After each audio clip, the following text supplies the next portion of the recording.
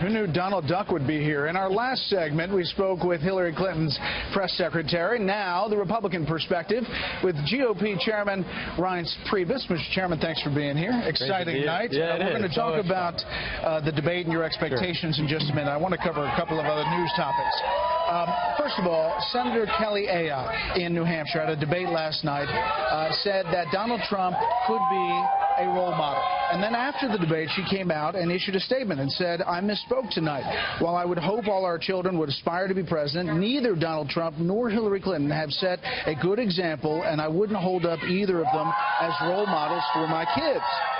So is Donald Trump a role model? I think everyone's a role model in different ways, and I think he is a role model. When you look at someone who has built businesses, lost businesses, come back, lived the American dream, a person who sets goals, he's a winner. I think he is a role model. And look, I think all of us in different ways are role models. I mean, there's some things I'm good at, there's some things you're good at, and I think we're all God's children, and we all have and good in all of us. So. And these kids are obviously fired up behind us. There's nothing better than being a college Republican or a college Democrat. This is like the Super Bowl for them, so I get it. Yeah, especially at Longwood University.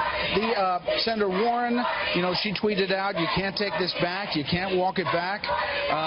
Is this a problem for Senator Ayotte? No, I don't think it's a problem at all. Look, she's got to run her race in New Hampshire, and she's doing a great job, and she's one of the best senators in the country.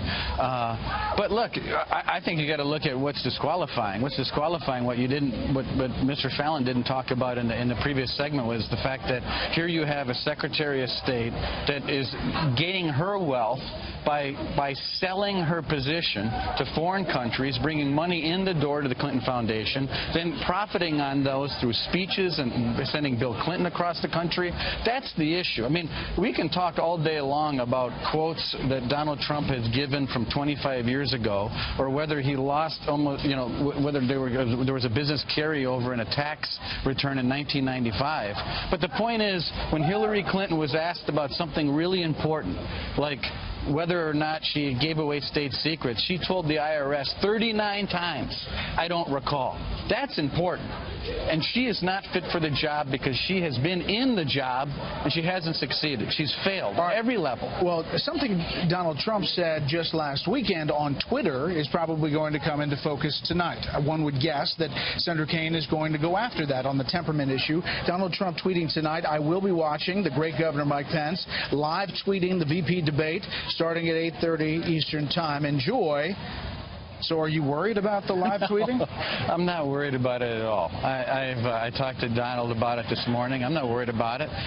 Look, but what about the temperament attack that they are now hitting again and again and again? Well, that's their attack. But you want to talk about temperament, I mean, all you have to do is look at Hillary Clinton. I mean, you can look at Hillary Clinton's temperament. You can look how she's used her position from way before, whether it was when Bill Clinton was Attorney General, when he was governor, when she was First Lady, when she was Senator, when she was Secretary of State. At every single level, she's used her positions to either gain wealth or get ahead on the back of the taxpayers. Donald Trump is a guy who's built his fortune by himself through business. I mean, he did it the American way.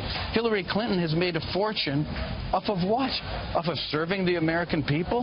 The question is not what Donald Trump's tax return says. The question is, how is it that Hillary Clinton, who has apparently been in public service for 30 years, made $200 million? How's that possible? All right, President Obama, I referenced it in the last interview, wrote an op-ed saying, in a city of self-inflicted wounds, this, talking about the Merrick Garland holdup, is one of the more dangerous, less defensible than most. 202 days since I nominated Merrick Garland to the Supreme Court. On countless priorities, he writes, issues that matter to people across the country, regardless of their politics, Republicans in Washington have traded progress for partisanship.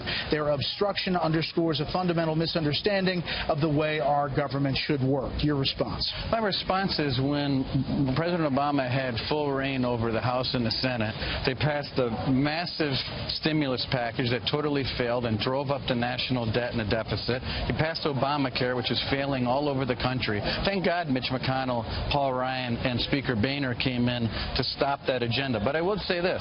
When it came to Keystone Pipeline, he blocked it. When it came to overhauling Obamacare, he blocked it. You know, for the first time in 10 years, Paul Ryan and Mitch McConnell passed the first bicameral budget bill in 2015 in over 10 years. The only person that's incapable of bringing people together in Washington, D.C. is President Obama and his cohort, Hillary Clinton. That's what this election is all about. Vice President Biden today jumped on something that Donald Trump said about PTSD last night. The Trump campaign has been clear that they said the person who asked it was satisfied with the response, but here's Vice President Biden today.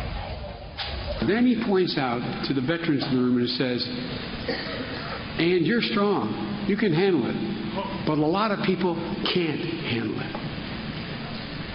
Where in the hell is he from? No, this is deadly earnest.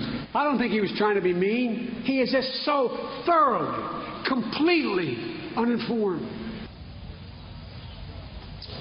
What about that? Well, look, if you listen to his entire statement, it was very compassionate. You talked to the generals that were in the room. They totally disagreed with that characterization. I think people like Joe Biden, Obama, and Hillary Clinton should really ask the question why these vets aren't taken care of when they come back on their watch. They're waiting in lines at VAs across the country, in some cases dying, and they didn't do a thing about it. So Joe Biden, if he's mad, he ought to look in the mirror and ask himself why after his entire career, 8 years as vice president, he didn't do a darn thing about it. It's on his watch, not on Donald Trump.